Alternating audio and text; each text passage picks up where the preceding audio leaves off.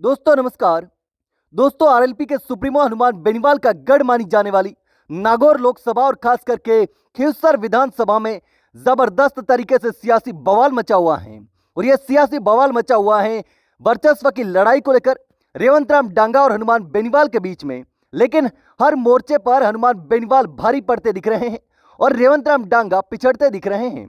दोस्तों इसको लेकर नागौर की खींवसर विधानसभा सीट से भाजपा विधायक रेवंत राम डांगा द्वारा जो मुख्यमंत्री को पत्र लिखा गया था उसकी गोपनीयता को लेकर भी सवाल खड़े होने लगे हैं। भाजपा के अंदर के लोगों ने ही रेवंत राम डांगा का पत्र लीक कर दिया और इसका बड़ा खुलासा हो गया है। और खुलासा किया है ज्योति मिर्धा ने, जो हनुमान बेनीवाल की विरोधी मानी जाती हैं, जिसने हमेशा हनुमान बेनीवाल के सामने चुनाव लड़ा और हर बार हार का सामना करना पड़ा। जी हां दोस्तों, और अब इसी को लेकर सियासत की गलियारों में जबरदस्त तरीके से चर्चा शुरू हो गई है। दोस्तों 30 जनवरी को लिखा गया यह पत्र 4 फरवरी को मुख्यमंत्री कार्यालय में रिसीव हुआ था, लेकिन अब यह सार्वजनिक हो जाने से नए सियासी समीकरण खड़े हो गए हैं। दोस्तों इस पत्र में रेवंत राम डांगा ने आरोप लगाया था कि ट्रांसफर पोस्टिंग में राष्ट्रीय लोकतांत्रिक पार्टी के प्रमुख हनुमान बेनीवाल का प्रभाव चल रहा है। इस पत्र के लीक होने के बाद राजनीतिक माहौल और गर्म हो गया। जी हां दोस्तों, इसको लेकर के अब भाजपा के प्रदेश उपाध्यक्ष और पूर्व सांसद ज्योति मिर्धा ने अपनी प्रतिक्रिया भी दी है। ज्योति मिर्धा ने बड़ा खुलासा किया है। ज्योति मिर्धा ने कहा कि पत्र लीक करने वाले को पता चल चुका है और यह अफसोसजनक है कि इसमें खुद भाजपा के ही लोगों का हाथ सामने आया है। यानी कि भाजपा के लोगों ने ही रेवंत राम डांगा का पत्र लीक कर दिया और भाजपा में अंदर ही अंदर जबरदस्त तरीके से खलबली मची हुई है। ज्योति मिर्धा ने इसको लेकर जबरदस्त नाराजगी भी जाहिर की है। नागौर में अपने आवास पर जन सुनवाई के दौरान ज्योति मिर्धा ने कहा कि पत्र लीक करने वालों का पता चल चुका है और यह अफसोस की बात है कि इसमें बीजेपी के ही नेता शामिल है। भाजपा के ही लोगों ने यह पत्र लीक कर दिया। उन्होंने कहा कि पार्टी इस मामले को लेकर गंभीर है और जल्द ही इस पर बड़ी कार्रवाई भी की जाएगी। रेवंत राम डांगा को कमजोर करने की बड़ी साजिश की जा रही है। ज्योति मिर्धा ने कहा कि कुछ लोग नहीं चाहते कि रेवंत राम डांगा खींवसर में अपनी पकड़ को मजबूत कर सके, इसलिए उनके खिलाफ बड़ी साजिश की जा रही है।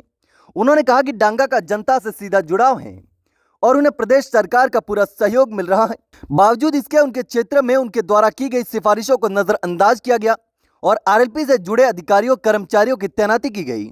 ज्योति मिर्धा ने कहा कि बीजेपी एक सख्त पार्टी है और यदि कोई नेता व्यक्तिगत स्वार्थ के चलते भ्रष्टाचार में लिप्त पाया जाता है तो उसके खिलाफ भी सख्त कार्रवाई होगी। उन्होंने कहा कि पार्टी प्रदेश में सुशासन देने के लिए प्रतिबद्ध है और भ्रष्टाचार को कतई बर्दाश्त नहीं किया जाएगा। ज्योति मिर्धा ने कहा कि कुछ अधिकारी हर सरकार में अपने प्रभाव का इस्तेमाल कर उसी जगह तैनात होने की कोशिश करते हैं। ऐसे में अधिकारियों का पूरा रिकॉर्ड सरकार के पास भी है और जल्द ही उनकी छटनी भी की जाएगी। इसके अलावा उन्होंने कहा कि नागौर मुख्यालय और खींवसर विधानसभा में भ्रष्ट अधिकारियों और जनप्रतिनिधियों को उजागर करने का प्रयास भी किया जाएगा।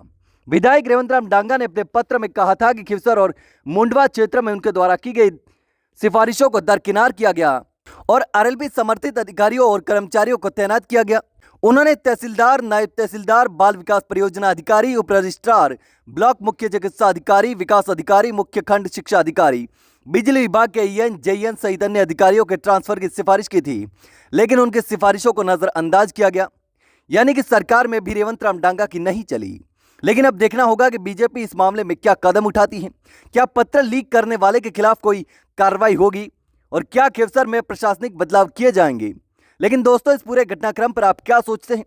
क्या सच में रेवंत राम डांगा एक कठपुतली बन चुके हैं?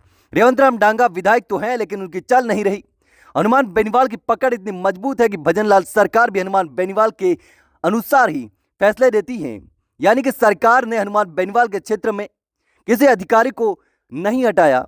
ऐसे में हनुमान बेनीवाल की वहां चली और रेवंत राम डांगा की नहीं चली, जबकि राज्य में भाजपा की सरकार है, बावजूद इसके रेवंत राम डांगा की एक नहीं चल रही। तो दोस्तों इस पूरे मामले पर आपकी क्या राय है, मुझे कमेंट करके जरूर बताना।